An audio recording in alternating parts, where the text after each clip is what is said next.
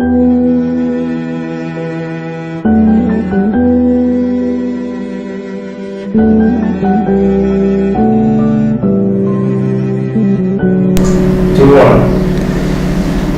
students, good morning again. This is the third lecture on some problems in pronunciation. Last time we talked about certain problems related to the difference things between, for example, writing and reading, and we talked about some problems in pronunciation, number one. Today we are going to go on discussing the things related to the very nature of the difference between letters and sounds and some other problems, how to solve these problems, and what are the most significant pieces of advice that we could give our students so that they will come over with certain resolutions to the problems we are just listing. When we talk about letters and sounds, we see that EFL learners often face the problem of mismatch between letters and sounds. Letters are supposed to be units of writing, while sounds are units of speech, and students need to know they don't need to mix between these two different entities. While there are 26 letters in English, for example, there are 44 sounds there, of course, in some varieties of English. Of course, this gives rise to certain difficulties that learners may face in pronouncing English. In addition, letters are useful because they only remind you as learners, remind us as learners of English of the corresponding sounds. Yet, letters cannot make us pronounce sounds. Wherever you come across a sound, you will remember the letter, and vice versa. So letters only remind us of sounds. There is no one-to-one correspondence, as I told you, between letters and sounds. There are certain examples, I'll just show you some. Several letters can be pronounced alike, as in busy, woman, pretty, village. Notice that the letters in red, U, Y, O, E, I, are all pronounced as E, which is the sound found in the word sit. So, different letters are pronounced in the same way. Sometimes the same letter can be pronounced differently in different words, or even in the same word, as in banana. The letter A in banana, bayda, man, many, stands for 5 different vowel sounds. Banana, we have a shwa and a. In bayd or bayda, we have a. The other is a as in sat, man, and the last one is a as in sat, in many. So these things shows you the difficulty that you could face when you have the same sound but with different pronunciations. Not only at the level of sound, at the level of words as well, we may face some problem. The same word might be pronounced differently at different times. Lead, L-E-A-D, is pronounced lead. Lead pipe or lead pipe. You see? So in lead pipe, the word lead, when it is individually used, it is pronounced as lead. But when it comes accompanied with pipe, you see, it will change its pronunciation and become lead pipe. Read in the present tense and read in the past tense, although written similarly, but they are pronounced differently. Even more, different words can be pronounced alike. For example, rain, R-A-I-N, rain, R-E-I-N, rain, R-E-I-G-N, are all pronounced rain. Combinations like ASH, S-H-C-H-T-I-O, S-I-O, double S-I-O, C-I-E, C-I-A are all pronounced as she, as in shine, chef, nation, virgin, passion, ancient, and Porsche. All these and some other problems might face students of English. So there is no one-to-one correspondence between letters and sounds. Keep this in mind when you want to know more about English pronunciation. If we move from the level of sounds to the level of sound groups, and we talk about sounds and sound groups, we see that we may pronounce sounds individually, like p, t, d, f, v, etc. But normally we pronounce sounds fleetingly, that is, in forms of fleets. A sound is produced by definite movements of the organs of speech. If these movements are repeated exactly in the same way, they'll produce exactly the same sounds. But this is not always the case. Accordingly, we can train our organs of speech to produce the 44 basic sounds of English, for instance, and we can repeat such sounds as many times as we need or wish. However, we normally produce sounds in sequence, not individually. So if the case is a matter of pronouncing sounds individually, it will be so easy. Just repeating the same movements for the organs of speech will enable you and will be enough just to produce the same sound in the same way.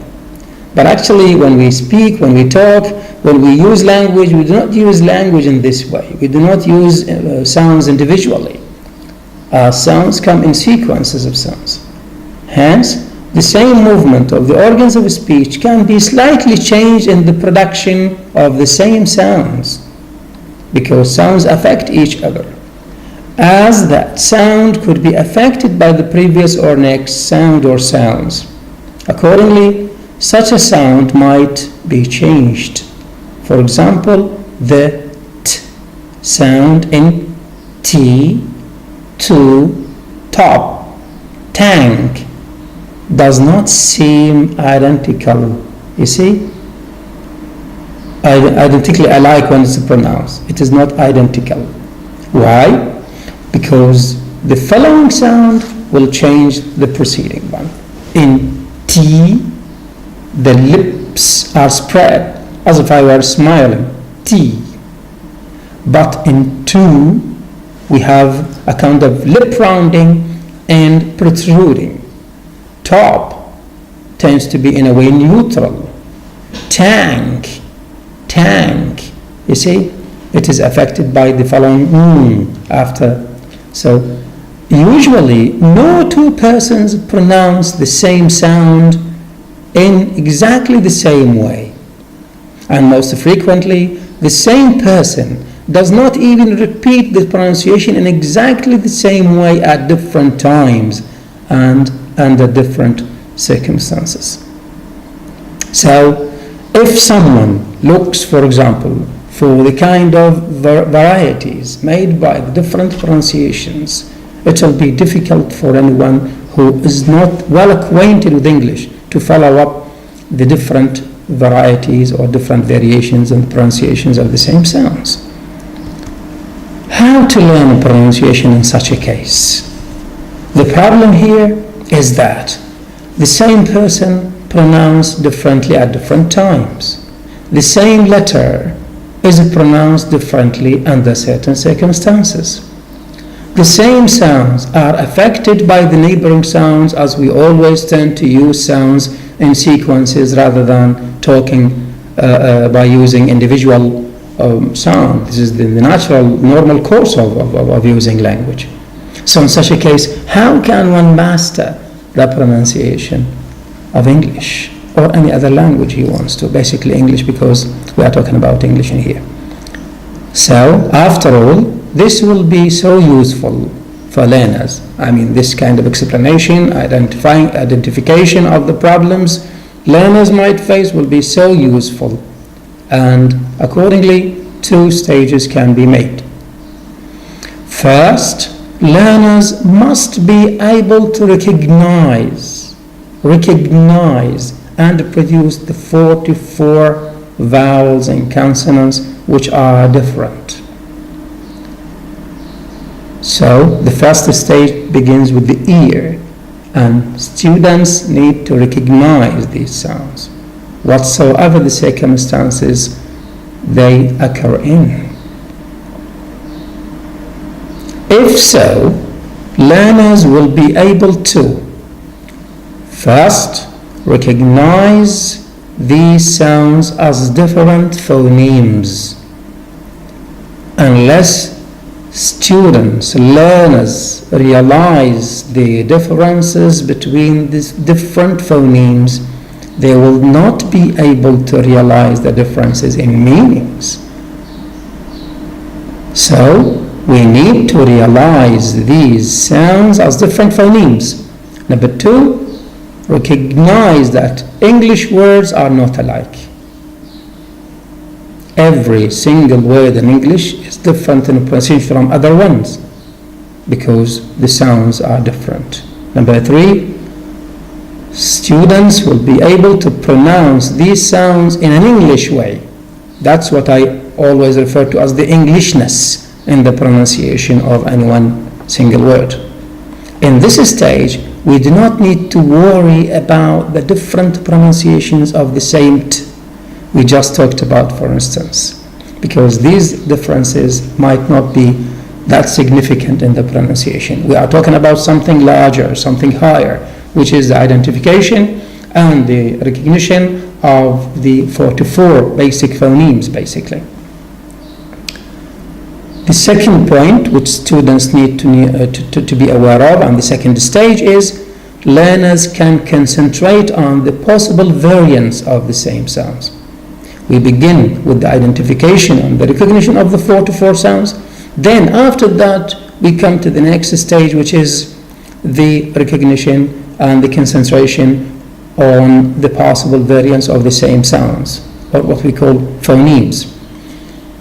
Then students need to be able to realize that native speakers of English pronounce the same sounds differently in different positions.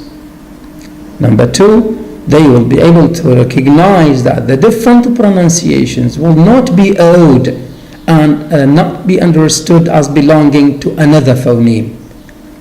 Because if you change the variety of a sound in a great deal, it will be shifted to be read or listened to or recognized to be another phoneme, and this is a different thing. Number 3, students will be able to realize that these differences in speech will be made automatically. Don't worry much about this, how to master these things. These things will be made automatically by the help of more and more practice and training. All this can be done by certain steps to be made. So my golden piece of advice in such respect is to do the following. First, careful listening, especially listening to the proper material in a proper way through a proper device. And I explained this in the first lecture when I said that it is better for you just to decide on the kind of device you are using, to listen carefully in the proper way, and to choose the proper material you need to talk about. That was explained in the first 2 chapters. Okay? This also, and the better pronunciation, can be done by accurate use of speech organs. That's why we heavily rely on practice and practice and practice, because this will give your organs of speech the ability to adapt themselves to accurate, better pronunciations of certain sounds, particularly the English ones. So, with high awareness of the form and function of each organ of speech, you will be able to be aware of pronouncing sounds properly. Number 3, this can be done by a great deal of practice within context. So in order to make your pronunciation better, you need to carefully listening, you need to be accurate in using the organs of speech, and to make a great deal of practice within context. But there's a word of caution.